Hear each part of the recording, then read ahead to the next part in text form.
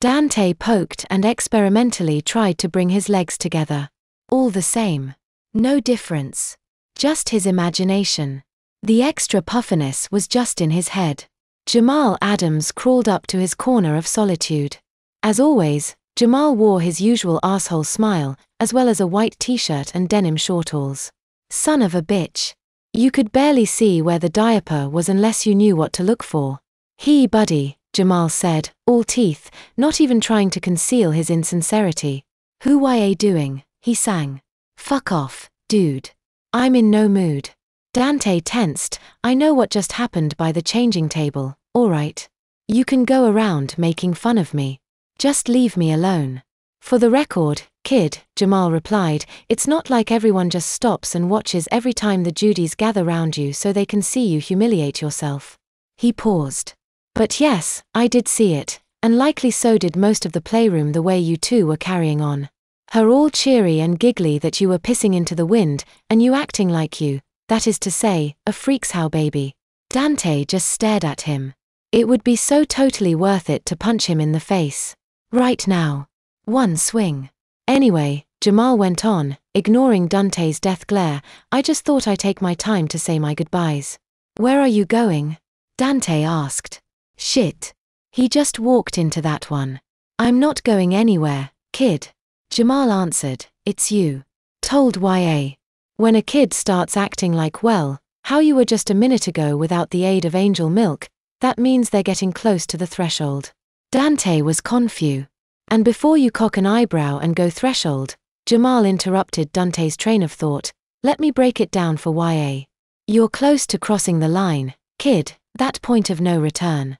A few more awkward steps, and everything that you are takes a permanent vacation, and everything that you were circa, I'm guessing 1995, takes up residence. Nice knowin' YA kid. Dante bit his lip. He wanted to argue, but he couldn't right then. He just couldn't. Jamal tilted his head, and an emotion that might have been sympathy crossed his face. Well, this isn't nearly as fun as I thought it would be, he said. He sat against a wall so that he was more or less sitting beside Dante instead of in front of him. Look kid, Jamal said, dropping his arm around Dante all chummy-like, if it makes you feel any better, it's not really your fault. You never really stood a chance. Dante didn't reply or ask. He just listened. I'm guessing you had a relatively normal and stable life, am I right? Sure I am. Jamal went on, not waiting for Dante to respond. Your parents loved you, you loved them, all that good stuff. Kids like you don't last here in this place. You just don't. You have all of these happy, fuzzy memories of childhood. That way, it's easier to slip back into those old roles. You secretly want to, even if you don't want to admit it. He took his arm away. Me and the rest of us who survive here not so much. None of us had it good back then, so we keep our sanity now. Take Kevin over there, he pointed to Kevin, the Play-Doh kid. Kevin died of AIDS, before they even really knew what AIDS was. Bad blood transfusion or something. He was so angry with life that he got kicked out of 3 different schools for fighting. Funny thing is, everyone was so scared of catching his AIDS that nobody ever fought back. They didn't want to make him bleed. He told me once that he started making the Play-Doh people when he was a kid to use them like voodoo dolls on the kids he picked fights with. Vivian, Jamal pointed to her, who was even now making an exquisite piece of art using nothing but finger paint and construction paper, is a genius. But she has a rare mental disorder that makes it impossible for her to differentiate the passage of time. If you pissed her off once a year ago, all of those feelings, all that anger, that hurt, is just as fresh to her now as if you had just insulted her today. Even I don't mess with her. I hear the painting helps with that though. Meh. You know what little Dory was? Jamal asked rhetorically. A schoolgirl.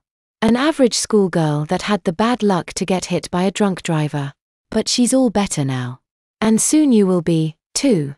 Midori was busy rolling on the floor and giggling at the top of her lungs. And what about you? Dante asked. What's your story? I'd tell you kid. Jamal answered, but seeing as how you just got changed into a fresh one, I'd hate to ruin it by telling you. Besides, you forgot to ask about your little Lysa. Dante's eyes narrowed.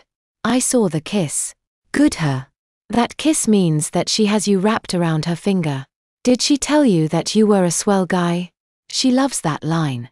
Dante wanted to tell Jamal where he could stick it. He wanted to punch Jamal's teeth down his throat, but something made him stay silent and still. Lysa's the oldest kid still sane in this place. Jamal whispered, she's a true survivor. Fuck, she might be my role model if she wasn't a sociopath and a compulsive liar. He shot Dante a smile. It wasn't friendly. She tell you one about how her dad killed her little sister, then she killed him and offed herself in grief. It was her daughter, and her foster father. Dante growled. Oh, so you already caught her in that first lie, eh? Jamal hissed. That's her favorite.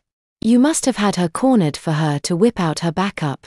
If you call her on that one, she does a 180 and is the hooker with the heart of gold. You really think she killed herself? She did kill herself, Dante insisted. Wake up, kid. Jamal practically shouted. Then backed down to a whisper. Suicides don't last here. They don't make it a month, yet alone close to 60 years. Self-haters didn't have the will to go on in the first life. Why would they persevere in the afterlife? Besides, she keeps fucking one big thing up. He shuffled around so that he was looking Dante straight in the eye. When she told you that story, did she say she cut her wrists like this? He dragged his fingers across his wrist, just like Lysa had. Dante nodded. Where have you been, dude? Jamal said. Everybody knows that for wrist slitting it's go down the lane, not across the street. He mimed slitting his own wrist downward. It's like she almost wants to get caught. He was right. How had that slipped by him? How do you know all this? Dante asked. Because, kid. Jamal looked Dante straight in the eye. Once upon a time, I was you. When I first got here, they put me in that playpen with Lysa and Midori, and I heard the same lies that you've heard.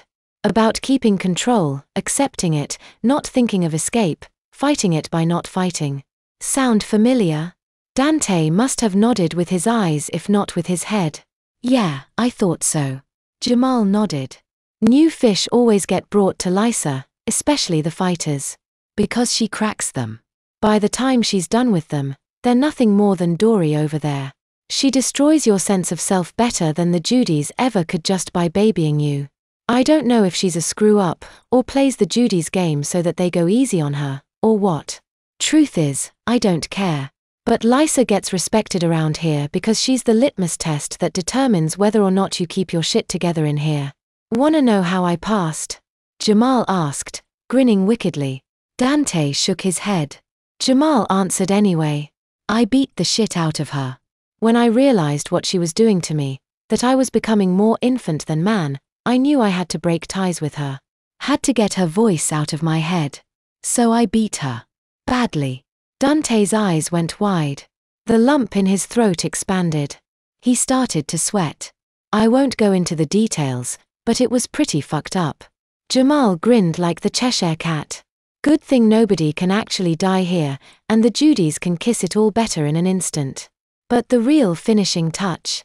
I bit off her ear and swallowed it. She got it back, eventually. Best change I ever had. Hihi, why do you think Lysa trained Midori to be her attack dog? There was silence for a few minutes. Jamal, a cat staring at Dante as if he were a piece of meat. Dante, a mouse hearing about salvation from the devil. Then what happened? Dante finally asked.